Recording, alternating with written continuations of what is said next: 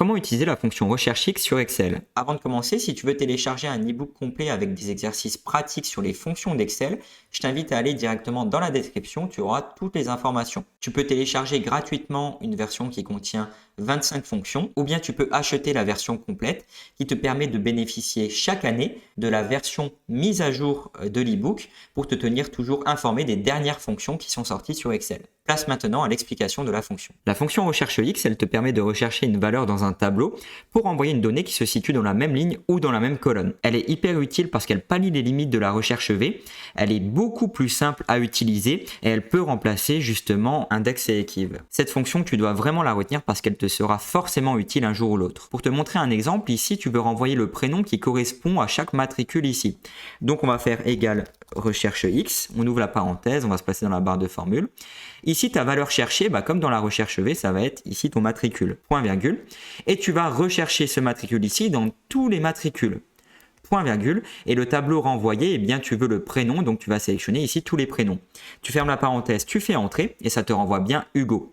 Par contre, comme on va recopier de haut en bas, il va falloir que tu figes ici les lignes du tableau de recherche et du tableau qui contient la donnée que tu vas renvoyer. Hop, on fait entrer et on va recopier de haut en bas et ça te renvoie les bons résultats. Comme tu peux le voir, le matricule 1010 n'existe pas dans la base de données. Donc Excel te renvoie une erreur de valeur non trouvée. L'avantage avec cette fonction recherche X, c'est que tu n'es pas obligé de l'imbriquer dans la fonction si erreur. S'il y a une erreur, qu'est-ce qui va se passer? Eh bien là, tu peux directement mettre cette information dans le quatrième argument de la fonction recherche X, ce qu'on va appeler ici si non trouvé.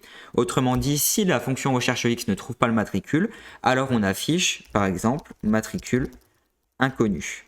Hop, on fait entrer. Et donc là, si tu recopies une nouvelle fois de haut en bas, ça te renvoie matricule inconnu. Attention juste à ça parce que Excel ne reconnaît plus que c'est une erreur parce que tu as géré justement cette erreur de valeur non trouvée dans la fonction recherche X. On a vu un premier exemple concret, on va en voir maintenant un deuxième où tu vas avoir plusieurs valeurs cherchées présentes dans la base de données. Donc on va rechercher ici le client Amazon, hop, point virgule. Dans tous les clients, on fige juste les lignes avec FNF4 ou F4.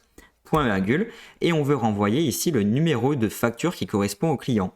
On fige une nouvelle fois juste les lignes, je ferme la parenthèse, je fais entrer.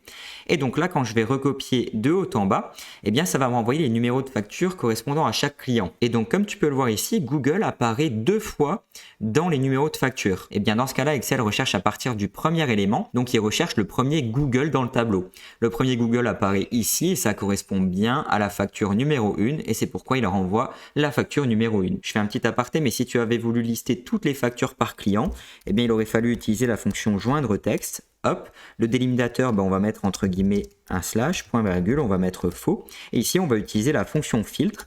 On va lui dire d'afficher tous les numéros de facture, qu'on va figer encore une fois, point virgule, et de filtrer tous les clients. Donc, on va les sélectionner.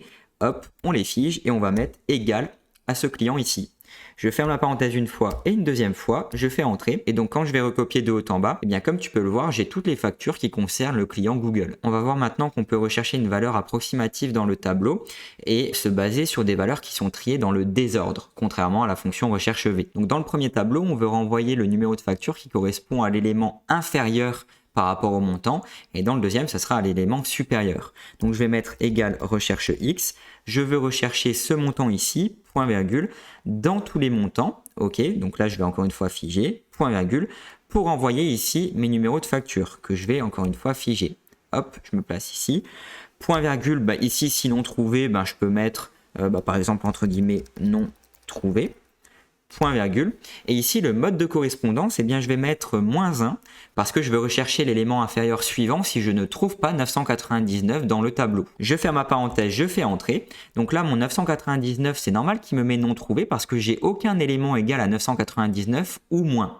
Donc, par contre, quand je vais recopier de haut en bas, là, à ce moment-là, j'ai 1000 euros. 1000 euros, ça correspond à ma 6e facture. Par contre, 4999, il me renvoie que c'est la 5e facture parce que l'élément inférieur suivant 4999, c'est bien 4000. Je vais faire maintenant l'inverse. Donc, si je mets égal recherche X, hop, je vais rechercher pareil les montants, point virgule, dans tous les montants que je fiche pour envoyer mes numéros de facture. Ensuite, je renvoie non trouvé.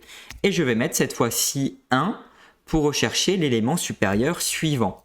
Et donc là, à ce moment-là, hop, ça me renvoie tous les résultats parce que l'élément supérieur suivant 999, c'est bien 1000 € ici. 1000 €, il le trouve bien aussi ici sur la facture numéro 6. Et par contre, 12 000 €, il ne le trouve pas parce qu'il n'y a aucun élément égal à 12 000 € ou plus.